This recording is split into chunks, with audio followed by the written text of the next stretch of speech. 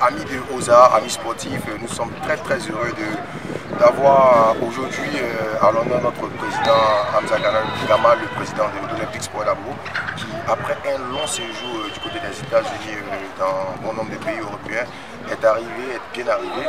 Il a rencontré les joueurs, le staff. Aujourd'hui, il a offert même des belles matchs. Et nous l'avons avec nous ici. Nous allons échanger de quelques situations sportives, de l'ambition du général de OSA et de tout le club. Alors, nous allons dire bonjour, monsieur le président.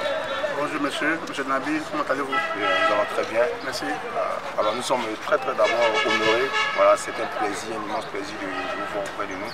Alors d'abord, vous avez fait un très long séjour. Expliquez-nous un peu ce séjour-là en quelques mots. Merci de me donner l'opportunité de m'exprimer. Par la grâce de Dieu, je suis parti pour un mois en voyage. Je devais faire 2 continents, les États-Unis et l'Europe. Par la grâce de Dieu, tout s'est bien passé. Aux États-Unis, j'ai fait 6 jours à Atlanta et 4 jours à New York. Ensuite, je suis arrivé à Paris. Là-bas, c'est comme une base pour moi. C'est là-bas que je m'installe. Et ensuite, je suis parti en Autriche. J'ai fait 4 jours là-bas. Et revenu à Paris. Et reparti après encore à Rome, en Italie. J'ai fait 8 jours. J'ai fait Rome, Empoli et Torino, Turin. Ensuite, revenu sur Paris et puis reparti en Suisse, précisément à Lucerne, voir un petit footballeur, faire escale à balle. Revenu sur Paris avant de regagner à Abidjan dans la bonne santé, dans la tranquillité. Voilà. Donc voilà un peu. Alors, il faut dire que ce voyage s'est inscrit dans quel cadre d'abord? C'est un voyage de courtoisie ou de partenariat? De quoi il s'agissait dans ce voyage? Bon, le voyage est américain, d'abord en tant que jeune africain qui a connu un peu tout un peu dans la vie. C'était un rêve d'enfance. Je voulais le sol américain. C'était le premier objectif en allant aux États-Unis parce que je ne suis jamais parti. Je suis allé plusieurs fois en Europe et Dieu a fait grâce, il y a eu le visa américain. Je voulais réaliser ce rêve. Et ensuite, aux États-Unis, j'ai voulu aussi aller voir comment se passe le football là-bas. C'est un terrain que je ne connais pas. Et j'ai voulu, en profitant de cette visite dans ce grand pays, le pays le plus puissant au monde, j'ai voulu me prégner un peu de réalité de football. Comment ça se passe avec les footballeurs étrangers, quelle est la relation entre les clubs de là-bas et les clubs africains, et les centres de formation africains. J'ai voulu le faire, donc je me suis renseigné un peu avec des connaissances à Atlanta puis à New York. Et je me suis imprégné. Parce qu'il faut dire que moi je ne voyage pas voilà, en Europe comme ça. Même quand je vais pour une visite personnelle, forcément il y a des professionnels à côté. Donc en plus de cette visite aux États-Unis, j'ai quand même sondé un peu le terrain américain au niveau du football. Voilà, et ensuite là, au niveau de l'Europe, j'ai passé un peu chez tous nos gamins, quelques-uns de nos gamins dans ces différents pays-là. On a José Olivier et puis Sekou Silla en Autriche, qui jouent là-bas. Ils sont prêtés par le club. Et en Italie, on a le petit Bama Mori à Assurement avec les U19 et Sidibé Salif avec Empoli, la réserve. J'ai été les voir, c'est la première fois. Et il faut dire en Autriche, en plus d'aller voir les gamins, il y a notre partenaire, la société Agmaer, avec qui on a signé des accords pour représenter OSA en Autriche et puis en Allemagne. Donc j'ai eu une rencontre avec eux. Donc ça fait que c'était un peu le but de ma présence en Autriche, voir les gamins et puis voir l'agence avec laquelle on travaille. Donc en Italie, j'ai vu ces 2 gamins aussi. Ensuite, je suis parti en Suisse pour aller voir mon poulet, chef Eric qui joue avec Lucerne, qui était avec la réserve des FC Zurich. Aujourd'hui, il a été transféré à Lucerne, il était parti le voir dans son nouveau club. Voir un peu. Donc, à côté de toutes ces visites avec les footballeurs, j'ai eu quand même des rendez-vous professionnels aussi avec des agents, des avocats un peu. Parce qu'en Italie, le football est beaucoup géré par les avocats. Et aussi, il y a beaucoup d'agents aussi.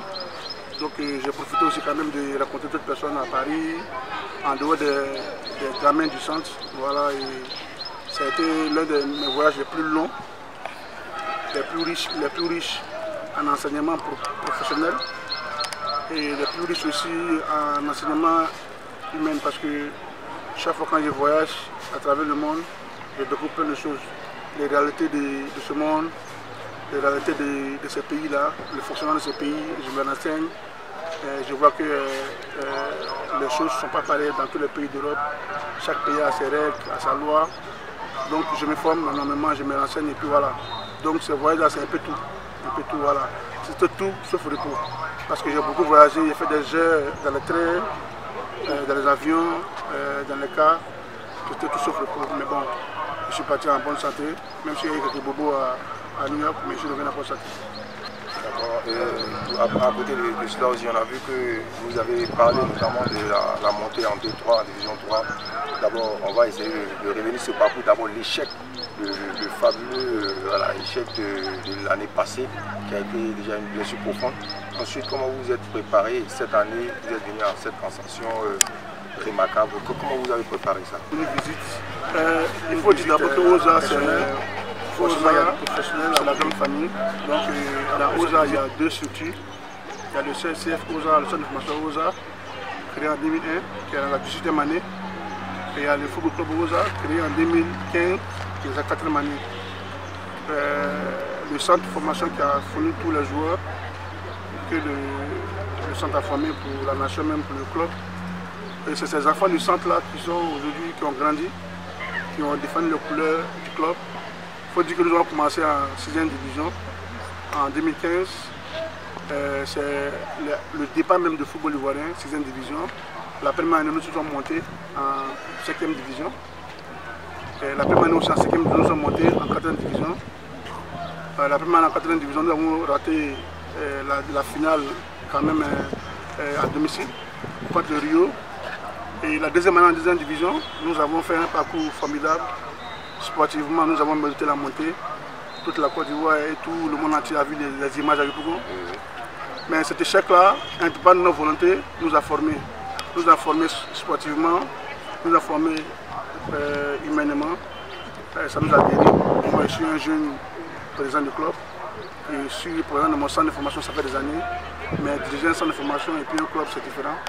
Donc, je suis un jeune président. Et cet échec-là, j'ai vu beaucoup de choses dans le football, l'environnement, comment les choses se passent. Donc cet échec-là nous a servi de leçon, c'était une grande leçon pour nous, les encadreurs et aussi les joueurs. Donc on s'est appuyé sur cet échec-là de l'année passée pour appréhender mieux cette année avec, on a pris les mesures, on se donnait moins de pression, moins de stress, on a abordé match par match. Les efforts étaient héroïques. Et ce qui est intéressant dedans est que ceux qui ont fait monter le club cette année, c'est à 95% des enfants qui ont grandi au centre, des tout petits. Nous étions les plus petits. Et nous avons gagné, nous avons joué les matchs avec nos âmes, nos qualités individuelles et collectives.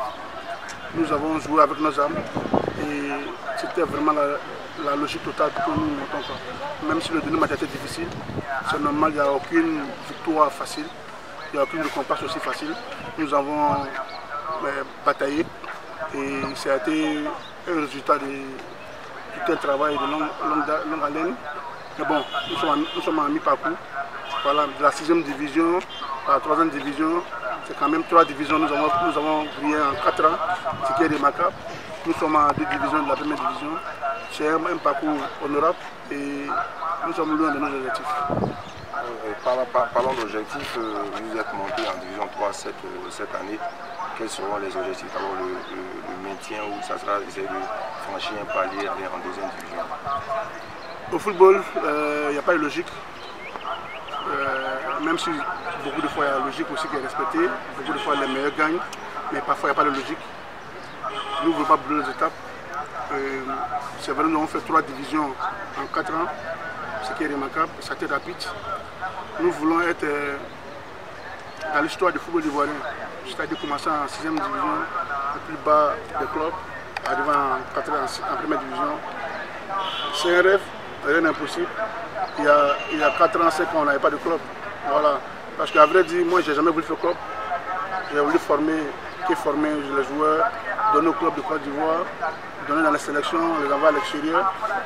Mais c'est la gestion des centres de formation en Côte d'Ivoire qui m'a amené à faire un club. Ensuite aussi, les présidents du club ivoirien, beaucoup ne sont pas ambitieux. Donc je n'arrivais pas à m'attendre avec eux, avec mes jeunes footballeurs.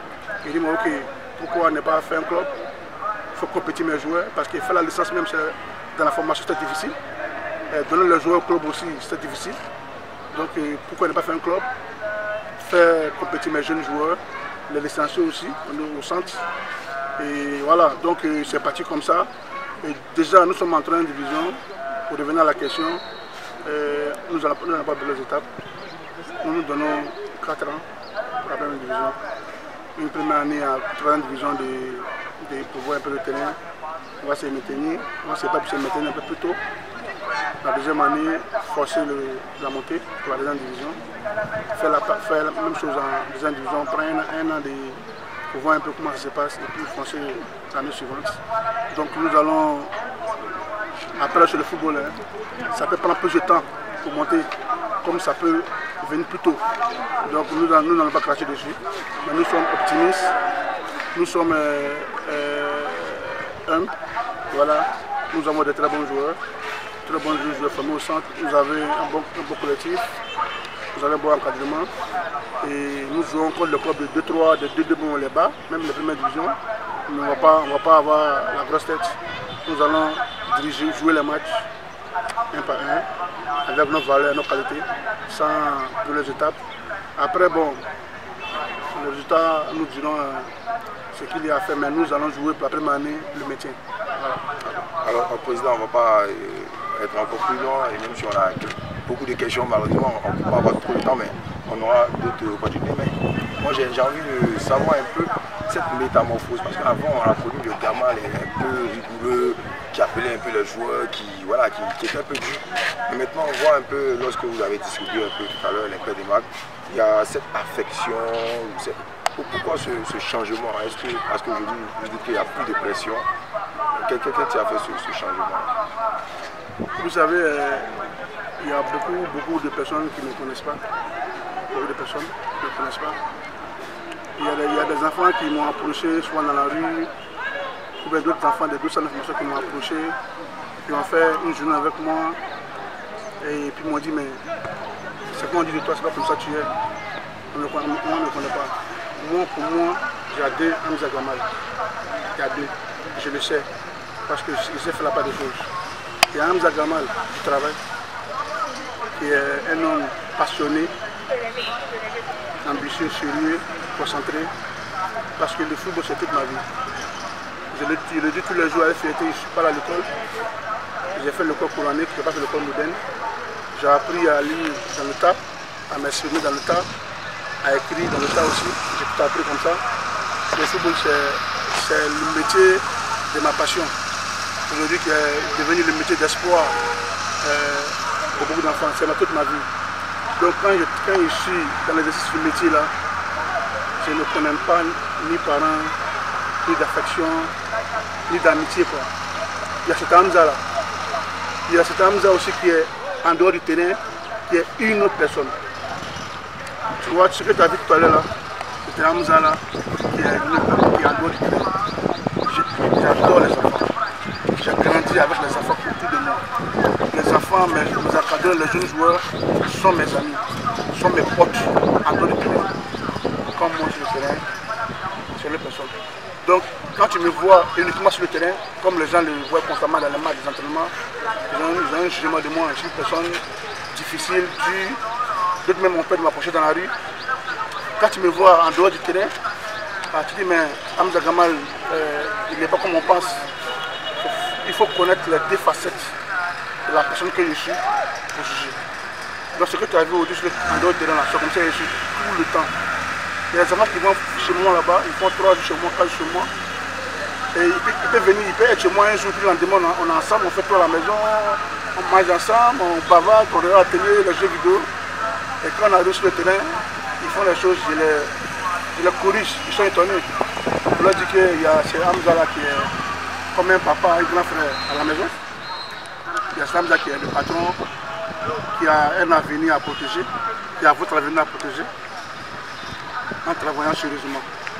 Donc, il faut connaître ces deux Hamza là pour juger le vrai Hamza. Ensuite, il regarde une seule facette.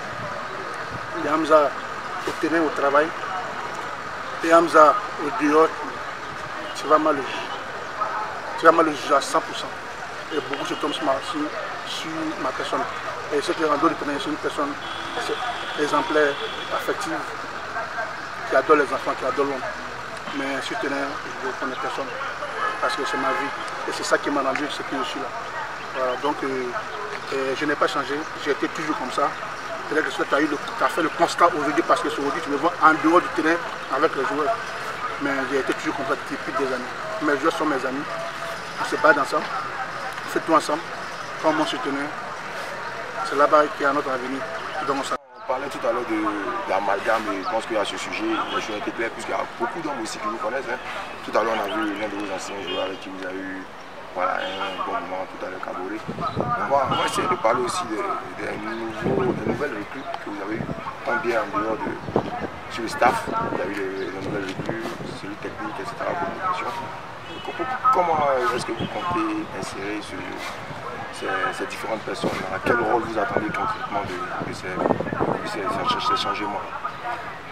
D'abord, merci. Au niveau de l'encadrement, il faut d'abord savoir que c'est la première fois de l'histoire même que je ne vais pas entraîner cette équipe. Parce que depuis OSA existe, j'ai toujours entraîné l'équipe première. Mais c'est la première fois que nous montons en première en 3e division. J'ai des jeunes coachs travaillés en budget conscient, donc qui ont travaillé moins longtemps. Donc il a décidé de leur confier la tâche pour la première fois. Je serai loin du groupe. Parce que dans un club ou dans un centre, la catégorie un peu difficile, c'est les plus grands. Ils ont leur mentalité, ils ont leur orgueil. Voilà, donc il faut pouvoir les gérer. Donc déjà mes jeunes coachs à qui j'ai confié le club, ils sont armés pour ça. Ils connaissent ma mentalité, ils connaissent mes méthodes, mes principes. Donc c'est à eux que j'ai confié. Ce n'est pas de nouveau, c'est les gens qui connaissent la maison. Voilà, ils vont être les ressources à 100%. Il a ensuite ajouté 2 amis de longue date, comme de coordinateurs, qui connaissent le football, qui ont été de très bons joueurs, même s'ils n'ont pas joué au haut niveau, mais ils ont été de très bons joueurs, qui aiment le centre, ils sont toujours là. C'est des amis à moi, de longue date, on se connaît, on se respecte. Donc je les approché à l'équipe pour apporter l'expérience, surtout aux enfants, les parler, quand il n'est pas en forme, en doute, causer avec eux en tant que grand frère. Aussi apporter là aussi, espérer aller loin. Toutes choses a besoin de communication, tout ça a besoin de publicité. Et on va franchir un palier. C'est vrai que la mise en place est lente, c'est normal. Et une fois que la machine va se mettre en place, c'est pourquoi j'ai pris 4 jeunes pour s'occuper de la communication de l'équipe. Et on entend les mettre en place. On va franchir notre palier. On va être plus présent sur les réseaux sociaux, plus présent sur le terrain, dans différentes communications. Donc tout ça, ça fait partie du progrès du club. Le club a progressé, nous sommes en 3e division. Cette progression a réjailli sur tout le fonctionnement de OSA. Parce que c'est ceux qui vont jouer en club cette année, ceux qui étaient les UV, les juniors de OSA Centre Formation. Donc c'est tout le groupe qui est passé senior maintenant. Il faut dire que nous n'avons pas fait beaucoup de recrutement parce qu'on avait une très bonne équipe l'année dernière. Et on a fait un parcours exceptionnel. On a perdu moins de matchs, on a gagné des grands matchs. On a été très bon championnat. Donc aucun de ces joueurs n'a bougé, c'est des enfants. Aucun n'a bougé, tout le monde est là. Donc on n'a pas besoin de faire un recrutement. Voilà. Nous avons juste pris 3-4 jeunes joueurs aussi pour renforcer avec un gardien expérimenté, un jeune gardien pour ajouter à l'équipe. Pour l'instant, les nouveaux qui sont arrivés, il y a juste un qui arrive à rajouter à l'équipe. Mais sinon, c'est le statut de l'année dernière qui continue à fonctionner et en espérant qu'ils gardent le même cap et que le nouveau aussi arrive à s'intégrer parce qu'ils sont recrutés pour apporter plus à l'édifice. Voilà, donc nous comptons beaucoup sur eux. Mais je dis qu'il n'y a pas eu beaucoup de recrutement parce que la base est là et la base n'a pas bougé. C'est notre chance. Voilà, il n'y a pas beaucoup de mouvements qui ont eu lieu. Donc Les nouveaux, c'est juste un apport, parce que c'est un championnat de 3 divisions, c'est 19 journées, c'est à l'école nationale. C'est notre première expérience. Il faut doubler, tripler, il faut aussi même quadrupler les postes pour ne pas être en manque de joueurs, pour ne pas que le coach ait un problème d'effectif en cours de saison. Il faut qu'il puisse compter sur tout le monde. C'est pourquoi, en tant que le président que je suis, j'essaie de renforcer les différents postes. Dernière partie de cette interview avec le président Gama qui a énoncé pas mal de choses. Et je pense que le président Gama, on a dit, c'était un honneur pour nous de vous avoir eu ici. Vous avez parlé de beaucoup de choses. Si vous avez un petit mot à adresser à toute la population d'Abobo qui vous suit d'ailleurs depuis bon nombre d'années et au staff joueur de l'Olympique Sport d'Abobo, d'abord à la population d'Abobo et ensuite à ton staff, qu'est-ce que tu pourras dire? Mon staff, déjà, c'est déjà ce que je veux. Voilà, je leur fais confiance. Je ne leur demande pas des miracles, mais le travail de la continuité. Voilà, et la continuité d'IA va être formidable et aussi apporter des choses aussi de nouveau pour l'avancement du club. Donc, qui pérennise déjà nos acquis et si possible maintenant apporter encore un plus. Voilà, ils le savent, ils n'ont pas l'obligation de monter, mais de nous maintenir déjà. Et évidemment, je les ai confiés, mais je serai à leur côté pour le blocage de temps, pour les épauler et pour leur apporter encore mon expérience étant loin. Je veux qu'ils prennent leur responsabilité et surtout assumer leur responsabilité aussi. À la population d'Abobo, je leur dis que OSA, c'est l'histoire d'Abobo. Il n'y a pas un centre de formation, ni un club encore à Bobo qui a formé autant de professionnels qu'OSA. Et toute la Côte d'Ivoire, à part la SEC Mimosa, il n'y a pas un seul. Il n'y en a pas. Je ne parle même pas d'Abidjan, il n'y a pas de la Côte d'Ivoire. Et nous entraînons sur un petit terrain sablonné, l'école Habitat, un tout petit terrain. Et ce que nous avons fait en 18 ans, c'est inimaginable. Pour moi, c'est un miracle. Nous avons aidé les enfants d'Abobo, qui ont aidé les familles, qui ont aidé de nombreuses familles. OSA, c'est le plus d'Abobo. OSA, c'est le centre, l'équipe qui a enlevé beaucoup de familles dans la pauvreté ou dans les difficultés. Voilà. Donc, nous avons été très émus de voir la mobilisation de toute la commune d'Abobo, la ville d'Abidjan, lors de notre dernier match de montée. C'était incroyable. Quand je vois les images encore, j'ai la larme aux yeux, c'était inimaginable. Merci beaucoup. Nous arrivons à la fin de cette interview. Vous pouvez suivre nous désormais sur la page YouTube qui vous sera laissée juste en bas de votre écran et sur la page Facebook de OSA aussi, là où on aura des informations concernant OSA. N'oubliez pas aussi d'aller suivre, de vous abonner à Jeunesse Média qui est une page partenaire de OSA qui va énoncer les activités de OSA. Sur ce, merci et bonne journée à vous. Merci beaucoup. Merci.